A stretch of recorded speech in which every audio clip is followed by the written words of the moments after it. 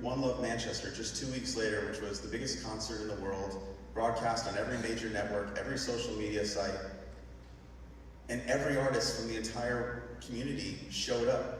6-hour concert with the biggest names in music. And here I was standing in front of these kids where 380, and now the total is over 400 were killed. 40 were taken hostage. It's the biggest music massacre in history, and no one was saying anything. So we went on a quest to start helping, and we brought the Nova Music exhibit to New York City.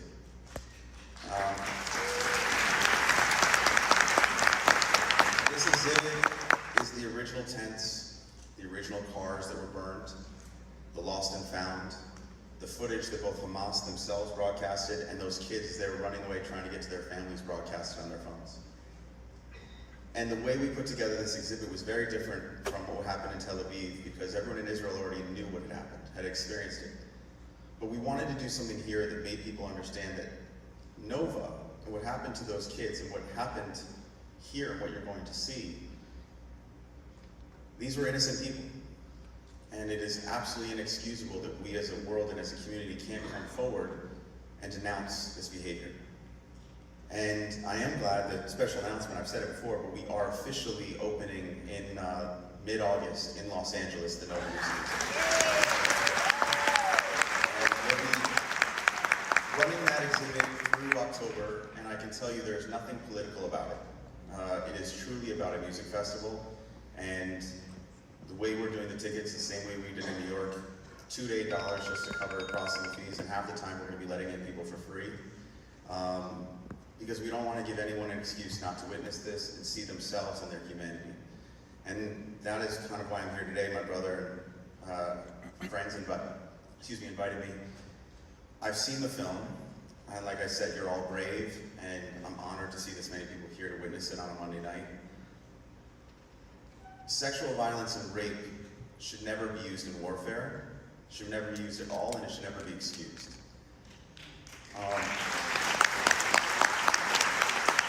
Unfortunately, with all the evidence, with Daphne's help and others, the UN finally acknowledged it, but it took 6 months for them to say the evidence was credible.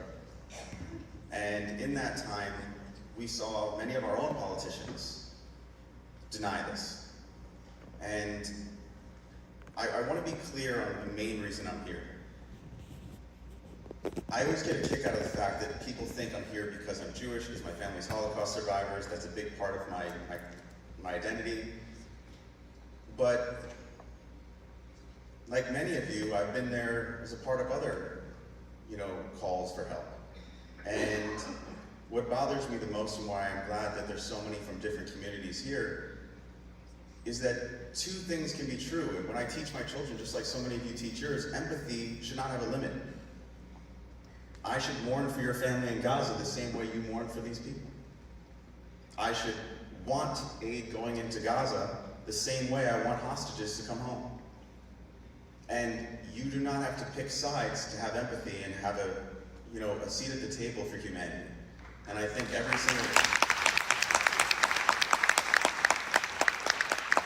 So the reason I'm here is just to say, please, this is not about sides. This is about seeing your daughter, it's about seeing your mother, it's about seeing your friends, it's about seeing your sister, and speaking to others and demanding they see this film and saying no, and not letting a very loud minority divide us, because I can assure you that we are in the majority. So with that, I want to thank you for having me. I want to thank my brother Sam for inviting me to the screening, and then I found out I was hosting. If you're from a Jewish family, that makes a lot of sense. Thank you once again for coming to see this, and you'll see a video from my friend later, but I can tell you that so many people put a lot into this film and took a lot of risks.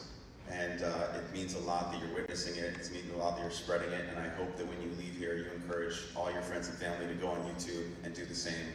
And thank you very much.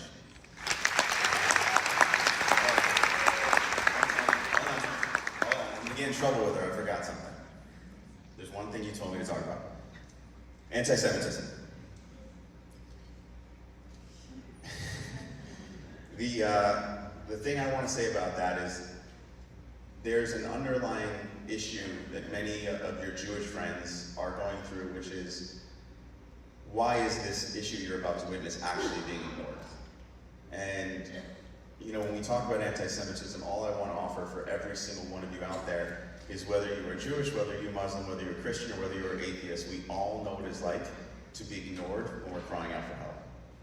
And the importance of this is to realize that anti-Semitism, whether you want to believe it or not, plays a role in why there's so much silence around this. But the same thing we've all learned is, you know, that golden rule. Anti-Semitism is not the only problem in this country, in our community. Islamophobia is a problem in our community. Hate in general is a major problem within our community that scares all of us when it comes to our children.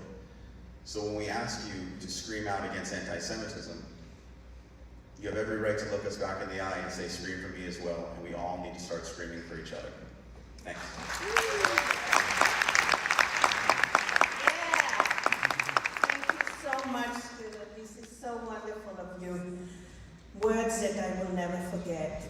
I wanted to introduce our friend Cheryl Sandberg in a minute, but I wanted to first thank a few people for making this event really happen. And Sam, I want you to stand up, please. This is Scooter's brother, Sam. Thank you so much. And where is Amanda? Amanda, call back, where are you? This evening would not be happening if not for Amanda. I don't know where you are, but thank you so much for everything. I want to thank our Committee for Justice for Women for everything you've been doing. I want to thank Rose Rostin and for everything that her staff and her team have been doing.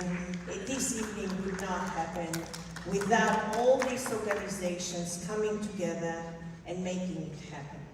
And with that, let me just say a couple of things. Sheryl Sandberg is a great voice. She's a great woman. In a world where it's so difficult for women to actually emerge, she's emerged with class and distinction, and has made a huge difference in our cultural world, but also for women. She's led women to believe in themselves. And Sheryl Sandberg has actually taken the helm to making sure that this film is supported by everyone, so everyone sees it. With that, let me introduce you to Sheryl Sandberg.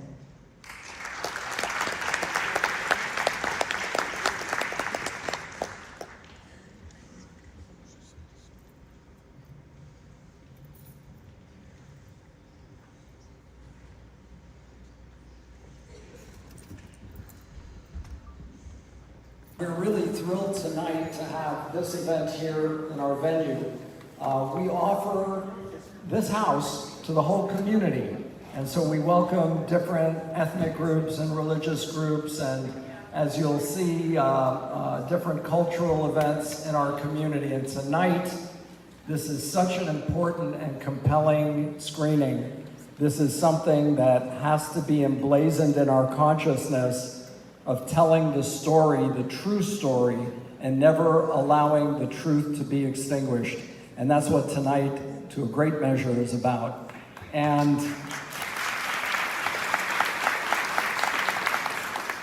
it's my great honor to welcome a couple of people who are going to come up and say a few words. Firstly, Scooter Braun.